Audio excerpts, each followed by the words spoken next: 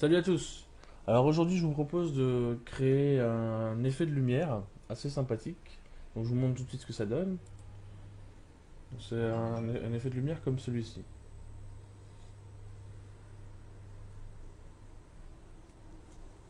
Alors, l'idée, c'est que ça peut être utilisé dans des jeux un peu horreur, dans ce genre-là, quoi. Donc voilà, on passe tout de suite à la réalisation. Donc, je vais ouvrir un nouveau fichier, New DirectX Game, ça vous savez faire maintenant. Alors, voilà. Première chose à faire, on va créer le personnage. Alors, comme d'habitude, je double-clique. Je choisis un sprite, je l'insère, je clique là où je veux le mettre. Je vais très simplement prendre un carré que je remplis, ça fera office de personnage. Donc je ferme, je fais oui pour l'enregistrer. Voilà, je redimensionne un petit peu. Et tout de suite, ce que je vais faire, c'est que je vais agrandir ma scène. Pour agrandir ma scène, donc je clique dessus pour avoir les réglages ici. Et je l'augmente. Alors je vais mettre une grande scène, on va mettre 4000 sur 4000. Et ce que je vais tout de suite faire aussi, je vais agrandir la vue parce que là pour le moment si je teste j'ai une petite vue, moi j'aime pas trop, je préfère avoir une vue un peu plus sympa. Donc je clique ici sur Properties et dans les réglages Windows With et Windows Height, excusez-moi pour mon accent, j'ai un très mauvais accent anglais. Alors je vais rentrer une taille plus importante. Alors moi je vais mettre 800 et 600. Voilà, et tout de suite ça me donne une vue plus grande. Donc c'est plus confortable. Alors, ensuite, ce que je vais faire, je vais rajouter un sol pour que ce soit un peu plus joli. Alors, pareil, je double-clique, mais cette fois-ci, je vais rajouter ceci, un tiled background. En fait, c'est un motif qui peut se répéter à l'infini. Alors, je l'ajoute, je clique également n'importe où, et là, je vais aller chercher mon fichier,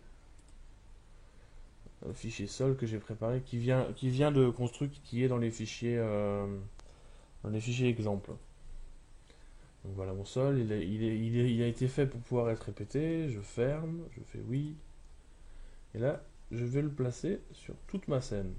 Donc vous voyez, quand je l'étire, eh bien il se répète et ça reste esthétiquement correct. Donc là, c'est un peu long, il faut se déplacer sur toute la scène. Il y a une autre façon de faire, mais pour le moment, on va pas rajouter trop d'infos. Voilà, je suis un peu trop loin. Ok. Donc là, si je teste, normalement, j'ai mon sol. Par contre, mon personnage a disparu, c'est absolument normal. C'est de ma faute. C'est parce qu'il faut que je lui indique. Il faut que je lui indique à mon sol que je viens de mettre qu'il doit se trouver dans l'ordre donc des calques, des objets. Order to back. Pour arriver derrière. Ce qui s'était mis par-dessus. Donc là, si je teste, effectivement, j'ai mon personnage qui n'est pas encore un personnage, vu que pour le moment, on peut pas manipuler, rien du tout, ça ne bouge pas. Alors je vais tout de suite lui rajouter un behavior, donc je clique dessus pour avoir ses réglages ici. Je prends l'item behavior, je clique sur le petit plus et je fais add. Dans le menu qui s'ouvre, je vais choisir, il y a plein de façons de le faire bouger, mais cette fois-ci je vais prendre 8 directions. Donc j'insère et là si je teste, normalement si tout va bien mon personnage peut bouger. Alors il y a encore un problème, c'est que là si je sors de la caméra, de la vue, bah, je perds mon personnage. Donc ce que je vais faire tout de suite, donc je vérifie bien que mon personnage est sélectionné, et je cherche dans ses attributs, ici. Je clique et je vais centrer la vue sur lui. Center View on Me. Donc je coche, et là normalement si je teste, j'ai effectivement mon décor qui se déplace, qui suit mon personnage. La caméra du jeu suit mon personnage. Donc voilà. Maintenant, on va rajouter l'effet lugubre que je voulais vous montrer.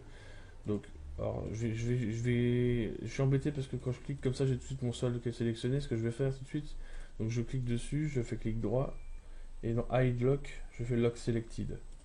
Comme ça, je peux plus cliquer sur, pardon, je peux plus cliquer sur mon sol. Il est verrouillé. Donc maintenant, ce que je vais faire, Donc je vais aller sur l'onglet ici, Lawyers. Alors si jamais vous l'avez pas, vous allez sur Home et vous cliquez sur Lawyers ici. Ça fera apparaître l'onglet. Donc voilà.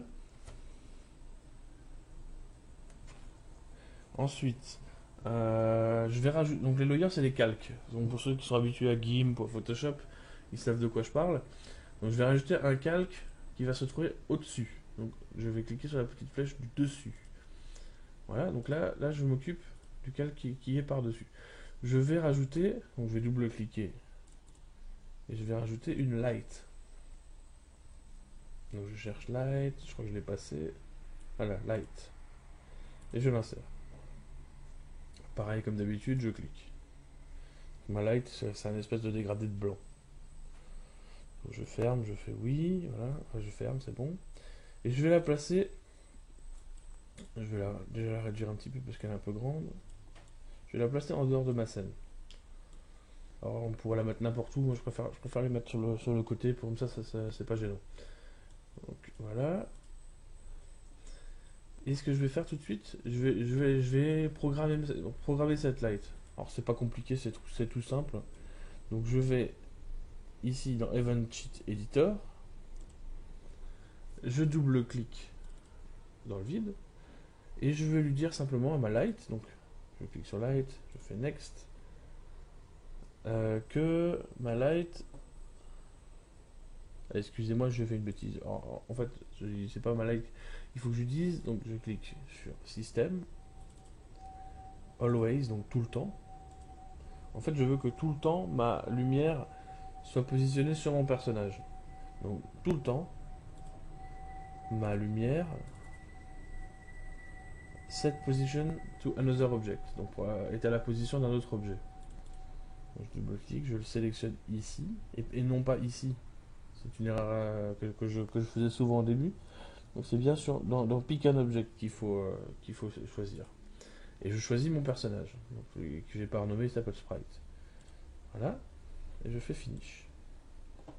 Donc, si on revient, normalement quand on teste, on a ma light qui est effectivement toujours placée sur mon personnage. Alors là, c'est joli, mais c'est pas encore ce qu'on veut.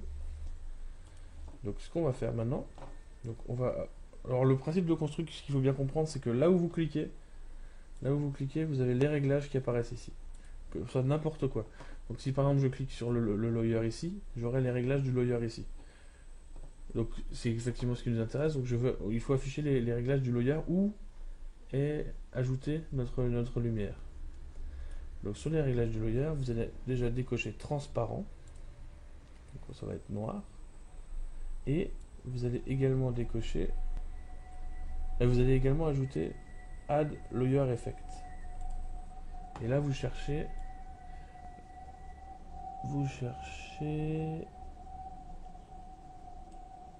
multiplie. Et vous faites OK. Et là normalement, si vous testez, vous vous retrouvez avec l'effet recherché. La lumière suit bien le personnage. Et il y a une ombre sur tout le niveau. Voilà. Donc j'espère que ce court tutoriel vous aura plu. Si vous avez des questions, n'hésitez pas à les poser sur le forum. Voilà, je vous remercie beaucoup. Ciao, bye bye.